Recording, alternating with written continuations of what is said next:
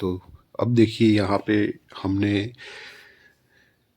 दो चार्ट लगाए हैं। एक है इंडेक्स चार्ट है जो कि ये वाला है, ये निफ्टी का इंडेक्स चार्ट है, ठीक है। और उसके साथ में हमने समझने के लिए कॉल ऑप्शन 26,000 का साथ में लिया है। अब इंडेक्स को देख के ट्रेड लेना है तो कैसे ले सकते हैं?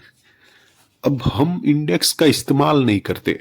हम अगर ट्रेड लेते हैं तो क्या करते हैं, यहाँ पे हम कॉल ऑप्शन का चार्ट ले लेते हैं और यहाँ पे हम पुट ऑप्शन का चार्ट ले लेते हैं और साथ में ऑप्शन चेंज से कंफर्मेशन लेकर कॉल और पुट के चार्ट के ऊपर ही सपोर्ट रेजिस्टेंस वगैरह ड्रॉ करके फिर हम ट्रेड बनाते हैं और उसमें हमें काफ़ी अच्छा सक्सेस रेशियो मिल चुका है, ठीक है।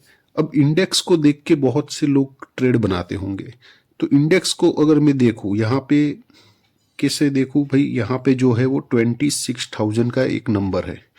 यहाँ पे एक लाइन बना लेता हूँ और ये लाइन जो है वो अपनी 26,000 एक नंबर की है। तो ऐसा माना जाता है कि जैसे ही 26,000 के ऊपर जाता है यानी कि ब्रेकआउट हो जाता है, फिर मार्केट वहाँ अच्छी तरीके से बढ़ पाता है। तो यहाँ पे जैसे देखिए, यहाँ पे फर्स्ट मॉर्निंग में यहाँ पे ब्रेकआउट हुआ, ठीक है। अब ये ब्रेकआउट देख के मैं 26,000 का अगर कॉल ऑप्शन लेने जाऊँ तो कहाँ पे मुझे मिलेगा, यहाँ पे मिलेगा। एग्जैक्ट यहाँ पे मैं इसको बाय कर सकता था, ठीक है।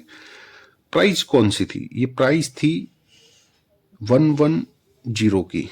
अब यहाँ पे हमें बाई करता तो सर्वप्रथम तो फिर बाइंग के बाद प्राइस नीचे आ गई, यानी कि बाइंग के बाद प्राइस जब नीचे आती है यानी अपने को लॉस देखने को मिलता है। कितना लॉस देखने को मिला, तो प्राइस ऑलमोस्ट नीचे आई है 96 तक, यानी कि 14 पॉइंट बाइंग के बाद 14 पॉइंट प्राइस नीचे आई, तो एक अच्छा खासा लॉस देखने को मिला होगा। तो वहाँ पे अगर एग्जिट कर गए, भाई नहीं चला अपना काम उस तरह से, अगर एग्जिट कर गए तो फिर आपका वहाँ पे लॉस हो जाता है, ठीक है। अब दूसरी चीज़ देखते हैं कि प्राइस यहाँ पे क्या कर रही है कि 26,000 का ब्रेकआउट किया और फिर गिर जा रही है, ठीक है। चलो अच्छी बात है, अब हमें समझ में आ गया कि 26,000 का ब्रेकआउट होने के बाद प्राइस गिर गई, ठीक है।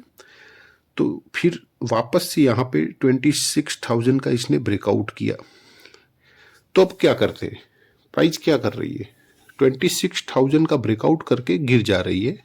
तो अब यहाँ से पुट ले लेते हैं, तो फिर यहाँ से पुट ले लिया, तो पुट ले लिया।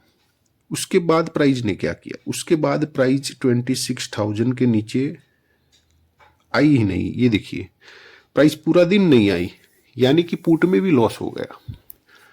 तो फिर इंडेक्स को कैसे देखें, कैसे उसको ट्रेड करें? इसीलिए हम इंडेक्स को नहीं देखते हैं, क्योंकि समझ से बाहर होता है इंडेक्स।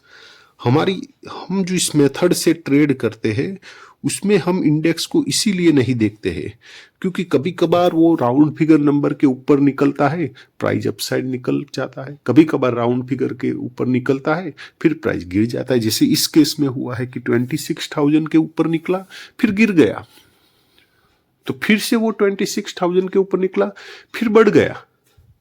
अब ये ऐसा भी बढ़ा नहीं है। अगर यहाँ पे कॉल लेते, चलिए यहाँ पे कॉल को देख लेते हैं कि यहाँ पे पुट नहीं लेते, यहाँ 26,000 के ऊपर वापस दोबारा जब आया प्राइस, तो चलिए यहाँ पे क्या करते, कॉल को देख लेते हैं।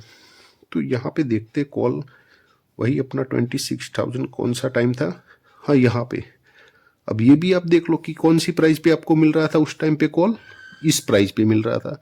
ये कौन सी प्राइस थी, 113 समझ लो, 113 पे हमें यहाँ पे कॉल चलो ले लिया वापस से, ठीक है। तो फिर क्या हुआ, अब देखिए यहां से कितना नीचे आया है, 113 से ऑलमोस्ट 93 आया है, 20 पॉइंट की गिरावट है। अब इतना लॉस थोड़ी कोई लेगा, 20 पॉइंट तक प्राइस नीचे आया है तो इतना लॉस भी नहीं लिया जा सकता है। तो यहां पे अगर पुट लेते कि भाई अपसाइड आ गया है अब गिर जाएगा, ये सोच के अगर आप पुट लेते तब तो पक्का लॉस था। लेकिन अगर आप ये सोच के कि भाई अपसाइड दोबारा आया है तो अब नीचे नहीं जाएगा, और गया भी नहीं है नीचे, लेकिन ये सोचकर अगर आप कॉल भी लेते तब भी लॉस। तो इंडेक्स को देख के ट्रेड हम नहीं करते हैं, उसके पीछे का कारण ही यही है कि इंडेक्स देख के हम ट्रेड करेंगे तो ट्रेड बनाने के साथ पहले तो हमें लॉस देखने को मिलेगा, और ऐसा कितनी बार होगा? 10 में से 5-6 बार, 7 बार भी हो सकता है, एक आध 2 बार ऐसा हो सकता है कि भाई ट्रेड करने के बाद प्राइस और भी अपसाइड गई, लेकिन बाकी लॉस देखने को मिल जाता है। तो इसीलिए हम अपनी मेथड में क्या करते हैं कि इंडेक्स को नहीं देखते, हम सिर्फ कॉल और पुट का चार्ट लगा लेते हैं और उसके हिसाब से ही ट्रेड बनाते हैं। ये लर्निंग बहुत ही इंपॉर्टेंट है, छोटी सी एक पॉइंट है, जो आपको समझ में आ गई हो तो वीडियो को लाइक जरूर कीजिए। आपकी लाइक बड़ी अहम होती है, हमें समझाती है, आपको और सिखाना है, हमें मोटिवेशन देती है। वीडियो अच्छा लगे तो लाइक आपको जरूर करना है। चैनल को सब्सक्राइब कर लीजिए, क्योंकि अगर आप लर्निंग करना चाहते, बेहतरीन लर्निंग और चाहिए तो चैनल को सब्सक्राइब कर लीजिए। आज के लिए इतना ही, धन्यवाद।